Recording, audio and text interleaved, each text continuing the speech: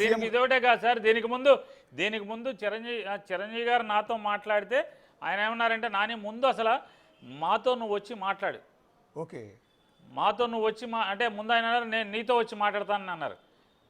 Okay sir నేను ఆ రోజు చెప్పాను, నేను చిరంజీవి ఫ్యాన్ అండి, మీరంటే గుడ్డలు చించుకునేవాళ్ళం, మీకు దండలు వేసేవాళ్ళం, సినిమా హాల్కి సినిమా బోర్డులకి దండలు వేసేవాళ్ళం, ఇప్పటికీ మీ సినిమా ఏదున్నా సినిమా పిచ్చే మిమ్మల్ని చూస్తూనే ఉంటాం, వెళ్తాం ఫస్ట్ డేకి వెళ్తాం, మీరు రావటం ఏంటి సార్, నేనే మీ ఇంటికి వస్తాను కాదు సీఎం గారికి ఒక మాట చెప్పి వస్తానని చెప్పి జగన్ గారితో, సార్ చిరంజీవి గారు సినిమా ఇండస్ట్రీ సమస్యలన్నీ చెప్తా అంటున్నారు, నన్ను రమ్మంటున్నారు, నేను వెళ్దామని చెప్పాను. వెళ్ళరానని అన్నీ వినిరా, వచ్చాక మన ఇద్దరం మాట్లాడుకుని ఏం చేయాలో మాట్లాడదామని చెప్పారు. చిరంజీవి గారి ఇంటికి వెళ్ళాను. నేను చిరంజీవి గారి ఇంటికి వెళ్ళినప్పుడు సినిమా పెద్దలందరినీ కూడా చిరంజీవి గారు బ్రేక్ఫాస్ట్కి పిలిచారు. ఓకే, ఆ మీటింగ్లో రాజమౌళి గారు ఉన్నారు, నాగార్జున గారు ఉన్నారు, ఇంకా చాలామంది ఉన్నారు, వాళ్ళందరూ వచ్చారు. ఓకే, వచ్చి సినిమా వాళ్ళు చాలామంది, 15 మంది ఎంతమంది వచ్చారు. బ్రేక్ఫాస్ట్ చేస్తా, కాఫీ తాగుతా మాట్లాడుకున్నాం. మాట్లాడిన తర్వాత అన్నీ నేను మొత్తం నోట్ చేసుకున్నాను, వారు చెప్పేవన్నీ కూడా. సార్ జగన్ గారితో చెప్పి మళ్ళీ మీకు కౌరు చెప్తానండి అని చెప్పాను. ఓకే, తర్వాత చిరంజీవి గారు నాతోనే కోఆర్డినేట్ అంటే సినిమా ఇండస్ట్రీకి ఆయన, ప్రభుత్వానికి నేను ఇద్దరం మాట్లాడుకుంటా, సో పలానా తారీఖున అంటే ఆయన చెప్పారు, నానే ఒక 3-4 డేట్లు కావాలి మాకు. ఆ 3-4 డేట్లు అంటే సినిమా హీరోలందరూ కూడా షూటింగ్లు ఉంటాయి కాబట్టి ఆ డేట్ కన్వీనియంట్ డేట్ ఫిక్స్ చేసుకుంటాం మేము వాయిదాలు వేసి అని చెప్పి ఆయన 3-4 డేట్లు పెడితే నేను జగన్ గారితో మాట్లాడి 3-4 డేట్లు ఇచ్చాను. అందులో ఒకటి చిరంజీవి గారు ఫిక్స్ చేసి అందరితో మాట్లాడి ఆయన వచ్చారు. ఆయన వస్తానని చెప్తే ఎయిర్పోర్ట్ నుంచి, గన్నవరం ఎయిర్పోర్ట్ నుంచి జగన్ గారి ఆఫీస్ వరకు కూడా special security, special police, Gannavaram ఎయిర్పోర్ట్లో పోలీసు భారీగా బందోబస్తు పెట్టి, వారికి ముందు ఒక 2 పోలీస్ కార్లు, వెనక ఒక 3 పోలీస్ కార్లు, మొత్తం ఎక్కడా వారికి అంటే ఎక్కడో జనం మీద పడకుండా, వారికి ఇబ్బంది పడకుండా, ట్రాఫిక్ సిగ్నల్స్ అన్నీ కూడా అన్నీ వాళ్ళ కోసం అని చెప్పి త్రూ చేస్తూ, ఎక్కడ కారు సిగ్నల్ దగ్గర ఆగకుండా డైరెక్ట్గా జగన్ గారి ఆఫీస్కి వచ్చేట్టుగా ఏర్పాట్లు చేసుకున్నాం. నా పక్కన అప్పటి ఇంటెలిజెన్స్ డీజీపీ గారు కూడా నా పక్కనే ఉండి ఇవన్నీ కూడా మానిటర్ చేశారు. టోటల్గా విజయవాడ సిపితో కంటిన్యూస్గా మాట్లాడుతూ ఎక్కడా సిగ్నల్ పడకూడదు, డైరెక్ట్గా వాళ్ళని జగన్ గారి ఇంటికి ఆఫీస్కి వచ్చేట్టుగా చెయ్యండి అని చెప్పాం. పోలీసు ముందు ఎస్కార్ట్లు ఉన్నాయి, ముందు పైలట్లు ఉన్నాయి, వెనక ఎస్కార్ట్లు ఉన్నాయి. Yes sir. డైరెక్ట్గా వాళ్ళు వచ్చే టైంకి నేను, home secretary, cinematography principal secretary, అందరం ఆఫీసర్లు, ఇంటెలిజెన్స్ డీజీపీ అందరం కూడా ఆయన గేట్ దగ్గర రోడ్డు మీద రిసీవ్ చేసుకున్నాం. Yes sir. లోపలికి వచ్చాం. నడిపించారంటే జగన్మోహన్ రెడ్డి గారి ఆఫీసులోకి అన్నీ కూడా రోడ్లోకి దించివేయబడినటువంటి బ్యారికేడింగ్ ఉంటుంది సార్. ఓకే, కారు లోపలికి రావు. అవునండి, అన్నీ ఫిక్స్డ్ బ్యారికేడింగ్. అది యా. జగన్మోహన్ రెడ్డి గారి ఇంట్లోంచి కూడా నడిచే వస్తారు, కారులో రారు. ఓకే, ఆయన ఎప్పుడన్నా ఆఫీస్ అంటే సెక్రటరియట్ నుంచో బయట నుంచో వచ్చి ఆఫీస్లోకి రావాలంటే దిగి నడుచుకుంటానే వస్తారు. ఓకే, ఇప్పుడు అంత జగన్మోహన్ రెడ్డి గారు వీళ్ళు చెప్పే లెక్క అయితే, శాడిస్ట్ ఇట్లాంటివి అయితే, ఆయన చిరంజీవి గారిని ఇంట్లో కారు వెళ్తుంది. ఓకే, జగన్ గారి ఇంట్లో కారు వెళ్తుంది. పోర్టుకోలో వాళ్ళ మెట్ల ముందు కారు దింపుకున్నారు, భార్యాభర్త ఇద్దరు ఇంట్లోకి తీసుకెళ్లారు, మళ్ళీ మెట్ల దగ్గరికి వచ్చి ఎక్కిచ్చారు. అవునండి, ఎగ్జాక్ట్లీ. ఆయన కావాలంటే మీకు విజువల్స్ చూసుకోండి.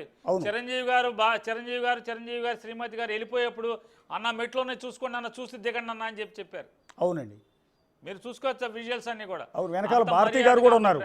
ఆ రోజు విజువల్స్ లో భారతీ గారు కూడా ఉన్నారు కారు ఎక్కేటప్పుడు. చిరంజీవి 100కి 100% చిరంజీవి గారు మాత్రమే జగన్ గారితో నెగోషియేట్ చేసి సినిమా రేట్లని ఇవాళ చంద్రబాబు నాయుడు ప్రభుత్వం, పవన్ కళ్యాణ్ ప్రభుత్వం కూడా ఏదైతే అమలు చేస్తుందో, ఆచరిస్తుందో, ఈ ప్రొసీజర్స్ అన్నీ కూడా జగన్మోహన్ రెడ్డి గారితో నెగోషియేట్ చేసింది చిరంజీవి గారే ఈ స్థాయికి, అంటే ప్రభుత్వాన్ని 4 మెట్లు దించడానికి కానీ చిరంజీవి గారు జగన్మోహన్ రెడ్డి గారిని మొహమాట పెట్టి మాత్రమే, లైజనింగ్ చేసి మాత్రమే ఈ ప్రభుత్వాన్ని ఈ స్థితిలో, అంటే ఈ రేట్లకు తీసుకొచ్చి సినిమాకి సౌకర్యవంతంగా చేసింది మాత్రం చిరంజీవి గారే.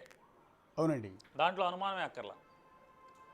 సినిమా ఇండస్ట్రీ నుంచి ఎవరిని పిలవాలో చిరంజీవి గారే చూసుకున్నారు, మేమెవరం చూసుకోలేదు. కేవలం ఆనాటి ఆ శాఖ మంత్రిగా ఆర్ నారాయణమూర్తి గారిని, ఆలీ గారిని, పోసాని గారిని మాత్రం నేను పిలిచాను. ఓకే,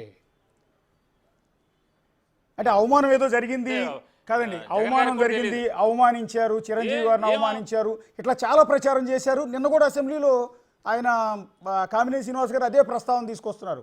బాలకృష్ణ గారు కూడా అదే మాట అంటారు. నిజంగా అవమానం ఆస్కారం ఉందా? అవమానం చిరంజీవి గారికి నిజంగా అవమానం జరిగేంత పరిస్థితులు ఆ రోజు ఉన్నాయా? సార్ సాక్షాత్తు చిరంజీవి గారు నిన్న ఆయన ప్రెస్ నోట్ రిలీజ్ చేశారు. అవును. ఇంకా క్లారిటీ ఏంటి? మళ్ళీ నేను ఇమీడియట్గా కనుక్కున్నా. నేను బొత్స సత్యనారాయణ గారు మాట్లాడుకుని నేను రాత్రి నాని ఒకసారి చిరంజీవి గారి దాకా కాదా చెక్ చేయమంటే చిరంజీవి గారి అఫీషియల్ పిఆర్ఓ వంశీ అనే ఆయనకి ఫోన్ చేసి నేనే మాట్లాడా.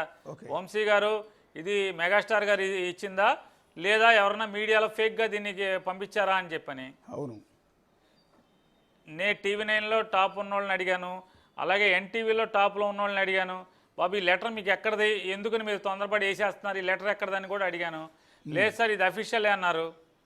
నేను అప్పుడు బొత్స గారు నాని ఒకసారి చెక్ చేయమని చెప్పిన తర్వాత నేను వంశీ గారు అని ఆయనతో మాట్లాడాను. ఏమంటే ఇది మెగాస్టార్ గారిదా కాదా అంటే లేదండి 100% మెగాస్టార్ గారు ఇండియాలో లేరు, ఆయన చెప్తేనే నేనే పంపించాను, దీన్ని మీకేం అనుమానం అక్కర్లేదని చెప్పారు. ఓకే. ఇక చిరంజీవి గారు అంతటోడు ఆయన చెప్పిన తర్వాత లేదు మహేష్ బాబు గారు, రాజమౌళి గారు, లేదా మన ఈయన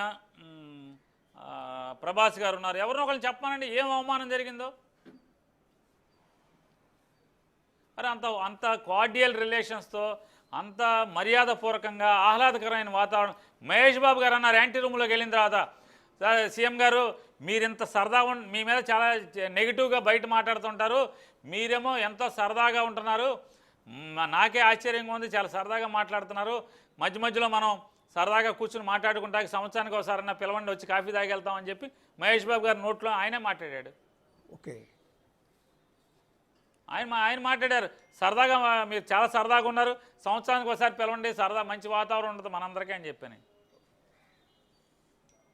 అంటే ఆ రోజు ప్రభుత్వం ఒక వీడియో క్లిప్ రిలీజ్ చేసింది. ఆ వీడియో క్లిప్ మీద కూడా కొంతమంది దుష్ప్రచారం చేశారు. చిరంజీవి గారు ఆ వీడియోలో చేతులు జోడించి, సరే సీఎం స్థాయిలో ఉన్న వ్యక్తికి చేతులు జోడించడం అనేది పెద్ద తప్పేం కాదు, అక్కడ వయసు తారతమ్యాలు కాదు కదా, సీటు సీఎం స్థానానికి గౌరవించారు, ఇచ్చి మీరు తల్లి లాంటి వారి సినిమా ఇండస్ట్రీకి మమ్మల్ని అందరినీ కూడా మీరే ఆదరించాలన్నట్టుగా ఒక విజ్ఞప్తి చేశారు. ఆ వీడియోను కూడా చాలామంది తప్పుపట్టారు. నిన్న అవమానం జరిగింది అంటే చిరంజీవి గారు దండం పెట్టడం లేకపోతే రిక్వెస్ట్ చేయటం కూడా తప్పుపట్టే పరిస్థితులు నిన్న అసెంబ్లీలో డిస్కషన్లో వచ్చింది. సార్ నేను అడుగుతాను, మొన్న రేవంత్ రెడ్డి గారు దగ్గర కూడా సినిమా వాళ్ళు ఇప్పుడు 2-3 సార్లు వెళ్ళారు, అందరూ దండం పెడుతున్నారు కదా. అవును. అంటే రేవంత్ రెడ్డి గారికి దండం పెడితే తప్పు లేదు, పవన్ కళ్యాణ్ గారికి అందరూ కూడా చేతులు జోడించి దండం పెట్టారుగా సినిమా వాళ్ళు ఆయన ఉప ముఖ్యమంత్రి అయిన తర్వాత. Yes sir.